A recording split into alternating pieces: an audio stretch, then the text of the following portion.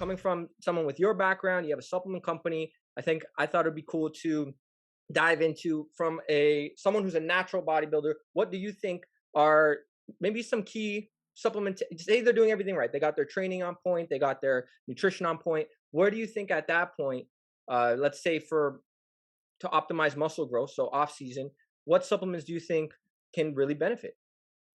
Well, I am I'm going to swing to the one side of the pendulum here because I'm super passionate about supplements and more importantly creating super quality supplements.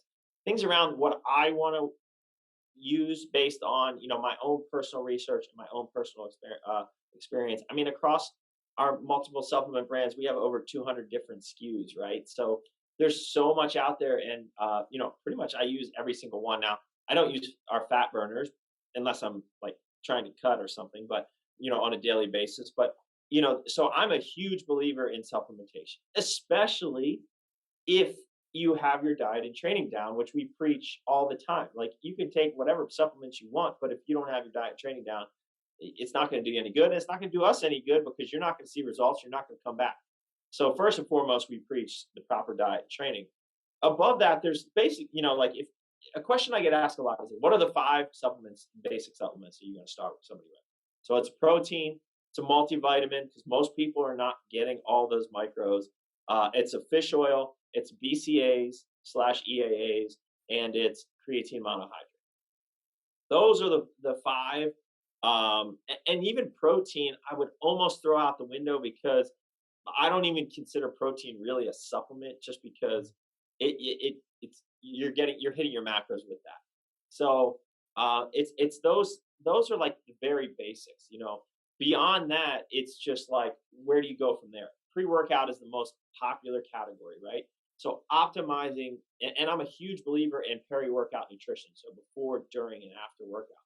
So, optimizing your workout nutrition is huge. So whether you like a high stim pre-workout, a low stim, just a pump pre-workout or not, having a quality pre-workout, whatever that's going to get you to perform most effectively in the gym, is what's going to cause the longer term results from how quality your training sessions will be.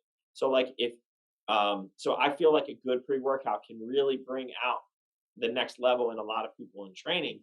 I think that's very important. Having a good intra workout, whether that's with carbs like Core Intra or without carbs like Core ABC, that's kind of a user preference. And then for me, people kind of joke about the bro anabolic window, but like when you train as hard and high volume and as heavy as I like to train, post-workout nutrition is so important.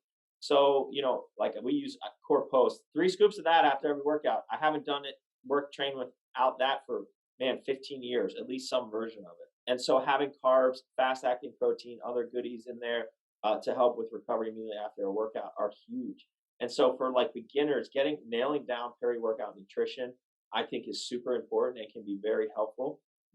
Just switching somebody from just like a protein shake, like just a whey low carb protein shake post workout, to something like Core Post that has things that really enhance protein synthesis and have a decent amount of carbs in there to help with recovery, which is so important post workout.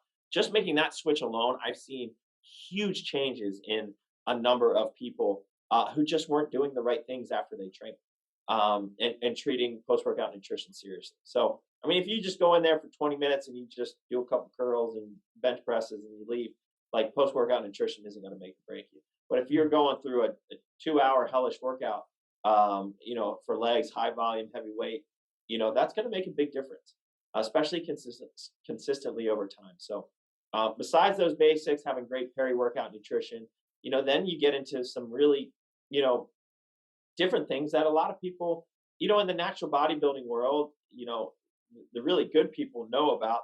The other people might, cringe at the idea of a natural test booster or something like that, just because they don't know enough to know that it's not steroids.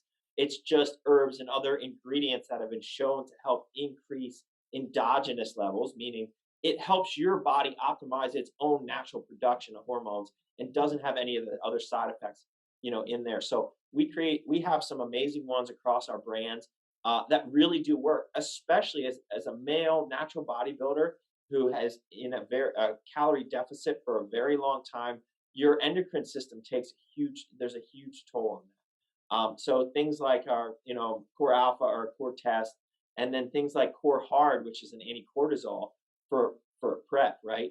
Those are like huge ingredients that made a huge difference on my physique from in 2014 versus some of the earlier years. Just having access to those, really did help.